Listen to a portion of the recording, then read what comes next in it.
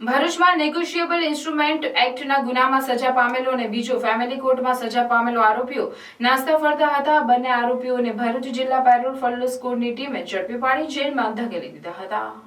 PSI DA તુવરના અને તેમની ટીમના માણસોએ આવા આરોપીઓને પકડી પાડવા માટે કામગીરી હાથ ધરી, જેમાં ધી નેગોશિયેબલ ઇન્સ્ટ્રુમેન્ટ એક્ટની કલમ 138ના કામે ત્રીજા એડિશનલ ચીફ જ્યુડિશિયલ મેજિસ્ટ્રેટની કોર્ટમાં 1 વર્ષની સાદી કેદની સજા પામેલો આરોપી ભાવેશ હસમુખભાઈ પાટણવાડિયાને માહિતીના આધારે તેના ઘરેથી ઝડપી પાડ્યો હતો, જેને ભરૂચ સી ડિવિઝન પોલીસમાં સોંપવામાં આવ્યો હતો.